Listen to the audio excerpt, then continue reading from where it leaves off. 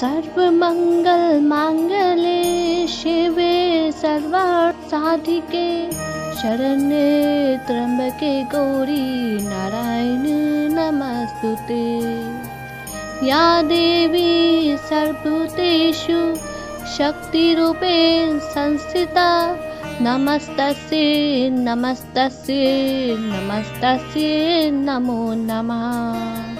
मंगल प्रदान करने वाली, कल्याण करने वाली, सभी कार्य को सिद्ध करने वाली शरणागत वत्स तीन नेत्रों वाली गौरी को प्रणाम है, जो देवी सब प्राणियों में शक्ति रूप में स्थित है, उनको बारंबार नमस्कार। जय माता दी।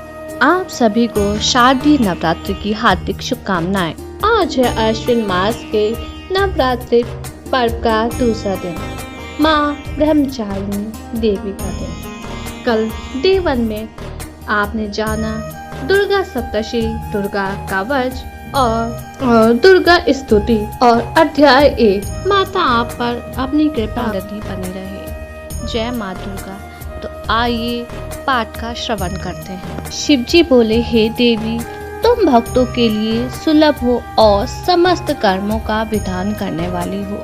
कलयुग में कामनाओं की सिद्धि हेतु यदि कोई उपाय हो तो उसे अपनी वाणी द्वारा सम्यक रूप से व्यक्त करो। देवी ने कहा, हे देव, आपको मेरे ऊपर बहुत स्नेह है। कलयुग में समस्त कामनाओं को सिद्ध करने वाला जो साधन है वह बतलाती हूँ, सुनो। उसका नाम है अम्बा स्तुति।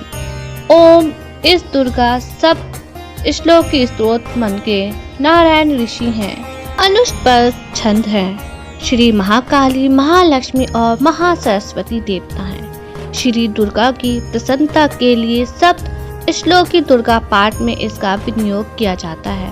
वे भगवती महामाया देवी ज्ञानियों के भी चित्त को बलपूर्वक खींचकर मोह में डाल देती हैं। माँ दुर्गा आप स्मरण करने पर सब प्राणियों को भय हर लेती हैं और स्वस्थ पुरुषों द्वारा चिंतन करने पर उन्हें परम कल्याण में बुद्धि प्रदान करती हैं। दुख, दरिद्रता और भय हरने वाली देवी आपके सिवा दूसरा कौन है, जिसका चित्त सबका उपकार करने के लिए सदा ही दयार्थ रहता है। नारायणी, नारायणी, तुम सब प्रकार का मंगल प्रदान करने वाली मंगलमयी हो। कल्याणदायिनी शिवा हो, सब पुरुषार्थों की सिद्ध करने वाली। शरणागत वत्सला, तीन नेत्रों वाली एवं गौरी हो, तुम्हें नमस्कार है। शरण में आए हुए तीनों एवं पीड़ितों की रक्षा में संलग्न रहने वाली तथा सबकी पीड़ा दूर करने वाली नारायणी देवी, तुम्हें नमस्कार। स्वरूपा, सर्वेश्वरी तथा सब प्रकार की शक्तियों से संपन्न दिव्य रूपा दुर्गे देवी, सब भयों से हमारी रक्षा करो, तुम्हें नमस्कार है। देवी, तुम प्रसन्न होने पर सब रोगों को नष्ट कर देती हो और कुपित होने पर मन वांछित सभी कामनाओं को नाश कर देती हो। जो लोग तुम्हारी शरण में जा चुके हैं उन पर विपत्ति तो आती ही नहीं। तुम्हारी शरण में आए हुए मनुष्य दूसरों की शरण को देने वाले हो जाते। इस प्रकार तीनों लोगों की समस्त बाधाओं को शांत करो और हमारे शत्रुओं का नाश करती रहो। श्री सप्त श्लोक की दुर्गा सम। तो प्रारंभ करते हैं दूसरा अध्याय। देवताओं के तेज से देवी का प्रादुर्भाव और महिषासुर की सेना का वध। महर्षि मैदा बोले, प्राचीन काल में देवता और असुरों में पूरे 100 वर्षों तक घोर युद्ध हुआ था। उसमें असुरों का स्वामी महिषासुर था और देवराज इंद्र देवताओं के नायक थे। इस युद्ध में देवताओं की सेना परास्त हो गई थी और इस प्रकार संपूर्ण देवताओं को जीत महिषासुर इंद्र बन बैठा था। युद्ध के पश्चात हारे हुए देवता प्रजापति श्री ब्रह्मा को साथ लेकर उस स्थान पर पहुँचे जहाँ पर भगवान शंकर विराजमान थे। देवताओं ने अपनी हार का सारा वृतांत भगवान विष्णु और शंकर जी से कहा सुनाया। वह कहने लगे कि हे प्रभु महिषासुर, सूर्य, इंद्र, अग्नि, वायु, चंद्रमा, यम, वरुण तथा अन्य देवताओं के सब अधिकार छीन कर सबका अधिष्ठान स्वयं बन बैठा है।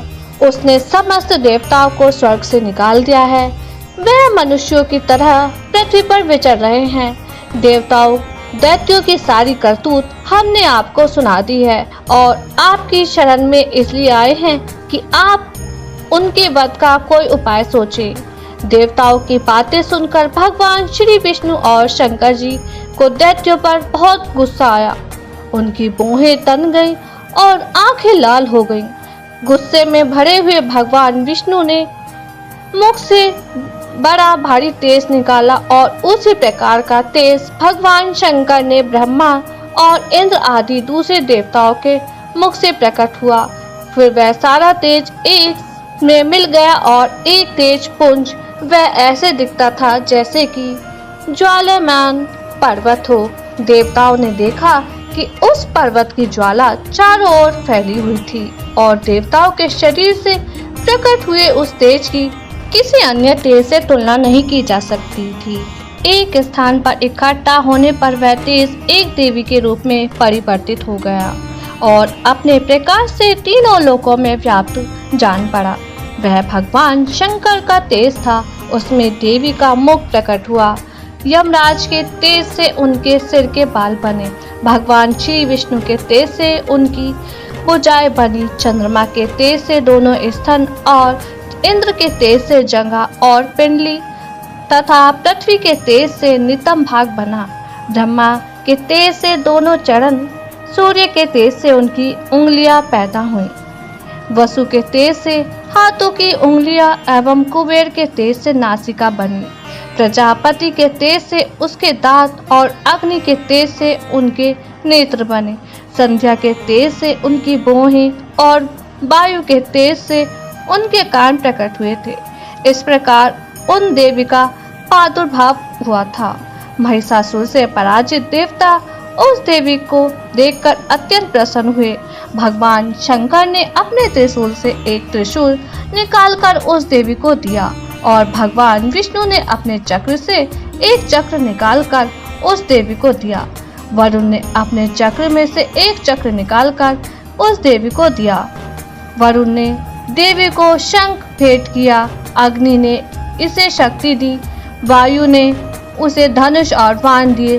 सहस्त्र नेत्र वाले श्री देवराज इंद्र ने उसे अपने ब्रज से उत्पन्न करके ब्रज दिया और ऐरावत हाथी का एक घंटा उतारकर देवी को भेंट किया।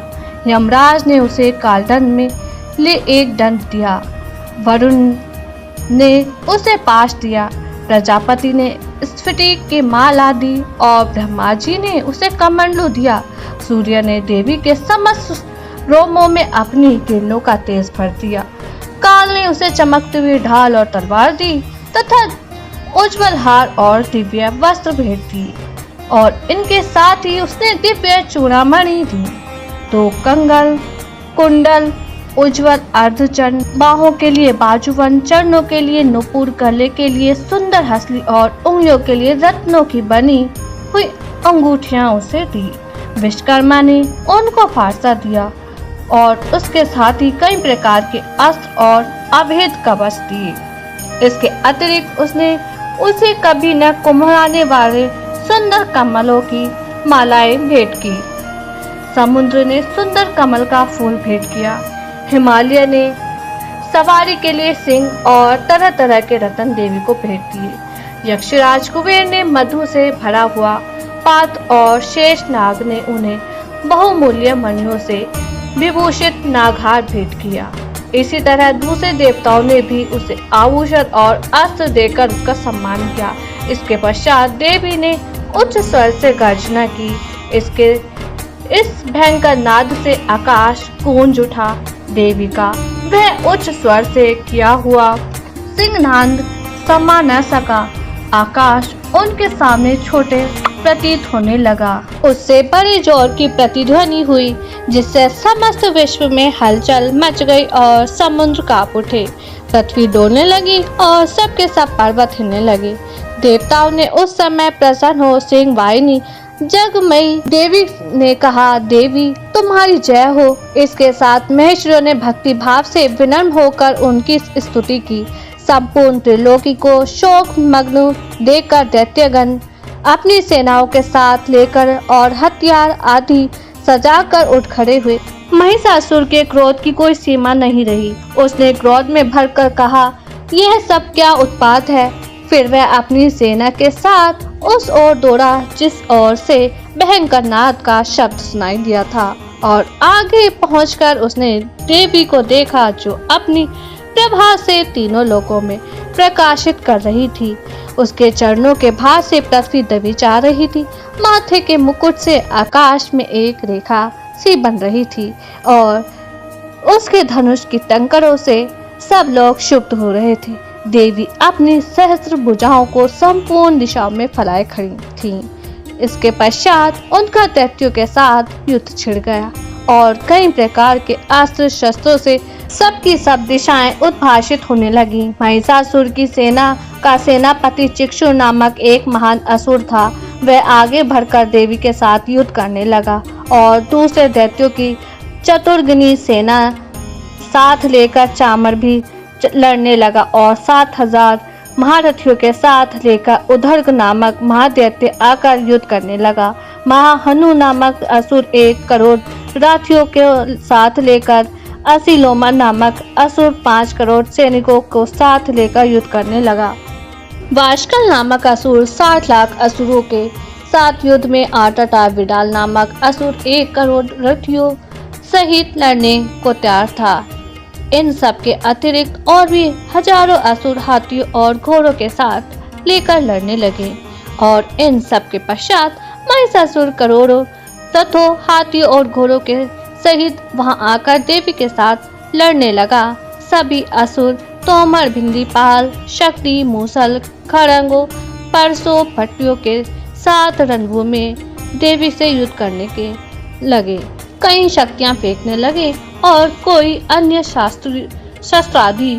इसके पश्चात सबके सब दैत्य अपनी अपनी तलवारें हाथ में लेकर देवी की ओर दौड़े और उसे मार डालने को उद्यत करने लगे, मगर देवी ने क्रोध में भरकर खेल ही खेल में सबको सब अस्त्र शस्त्रों से काट दिया।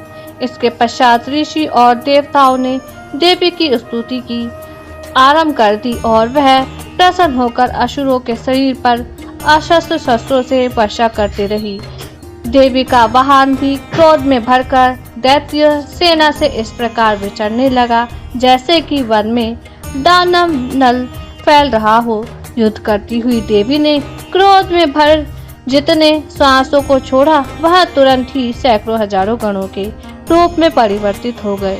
परसे भिंडीपाल खड़ग तथा पट्टिश इत्यादि के अस्त्रों के साथ दैत्यों से युद्ध करने लगे। देवी की शक्ति से भरे हुए वह गण दैत्यों का नाश करते हुए युद्ध करने लगे। देवी की शक्ति से भरे हुए वह गण दैत्यों का नाश करते हुए ढोल शंख और मृदंग आदि बजा रहे थे। तदंतर देवी ने त्रिशूल गदा शक्ति खड़ग इत्यादि से सहस्त्र असुरों को मार डाला। कितनों को घंटों की भयंकर आवाज से ही यमलोक पहुंचा दिया। कितने ही असुरों को उसने पास में बांधकर पृथ्वी पर घसीट दिया। कितनों को अपनी तलवार से टुकड़े टुकड़े कर दिए और कितनों को गदा की चोट से धरती पर सुला दिया। कई दैत्य मूसल की मार से घायल होकर रक्त वमन करने लगे और कई शूल से छाती फट जाने के कारण पृथ्वी पर लेट गए और कितने की वान वर्षा से कमर टूट गई। देवताओं को पीड़ा देने वाले दैत्य कट कट मरने लगे। कितनों की बाहें अलग हो गईं, कितनों की ग्रीवाएं फट गईं, कितनों के सिर कट गए, भूमि पर लुढ़क गए और कितनों के शरीर के बीच से कट गए और कितनों की भुजाएं चकाएं कट गईं और वह पृथ्वी पर गिर पड़े। कितने ही सिरों व पैरों के कटने पर भूमि पर से उठ खड़े हुए और शस्त्र हाथ में लेकर देवी से लड़ने लगे और कई दैत्यगण भूमि में बाजों की ध्वनि के साथ नाच रहे थे। कई असुर जिनके सिर कट चुके थे वे बिना सिर के धड़ से ही हाथ में शस्त्र लिए हुए लड़ रहे थे। दैत्य रह रहकर ठहरो ठहरो कहते हुए देवी से युद्ध के लिए ललकार रहे थे। जहां पर यह घोर संग्राम हो रहा था वहां की भूमि रथ हाथी घोड़े और असुरों की लाशों से भर गई थी। और असुर सेना के बीच में रक्तपात होने के कारण रुधिर की नदियां बह रही थी। इस तरह देवी ने असुरों की विशाल सेना को क्षण भर में इस तरह से नष्ट कर डाला जैसे तृणकाष्ठ के बड़े समूह को अग्नि में नष्ट कर डालती है। और देवी का सिंह भी गर्दन के बालों को हिलाता हुआ बड़ा शब्द करता हुआ असुरों के शिरों से मानो उनके प्राणों को ढूंढ रहा था। वहां देवी के गणों ने जब दैत्यों के साथ युद्ध किया तो देवताओं ने प्रसन्न होकर आकाश से उन पर पुष्प वर्षा की। महर्षि मेधा ने कहा, महिषासुर की सेना नष्ट होती देखकर उस सेना का सेनापति चिक्षुर क्रोध में भर देवी के साथ युद्ध करने लगा। वह देवी इस प्रकार बाणों की वर्षा करने लगा मानो वह देवी पर इस प्रकार बाणों की वर्षा करने लगा मानो सुमेरु पर्वत से पानी की धार बरस रहा। इस प्रकार देवी ने अपने बाणों से उसके बाणों को काट डाला तथा उसके घोड़ों व सारथी को मार दिया। साथ ही उसके धनुष और उसकी अत्यंत ऊंची ध्वजा को भी काटकर नीचे गिरा दिया। उसका धनुष कट जाने के पश्चात उसके सिर के अंगों को भी अपने बाणों से बीन दिया।